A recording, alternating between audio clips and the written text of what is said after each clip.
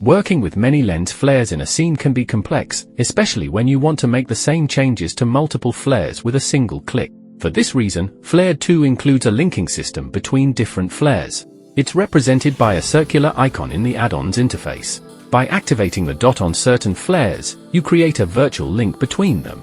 But be aware, unlike what you might think, simply linking the flares won't automatically apply changes from one flare to the others. After creating the link, you can work on any of the linked flares, then use the refresh icon, the two circular arrows, on the right side of each individual panel, ghosts panel, sunbeam panel, etc., to copy the data from that panel to the same panel in the linked flares. There are other ways to manage parameters across multiple flares, which we'll cover in another video. Don't miss out, Flared2 is available for pre-order at a promotional price, only on Blender Market.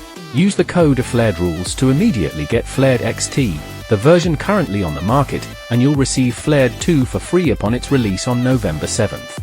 For more information, check the description below this video. Thanks.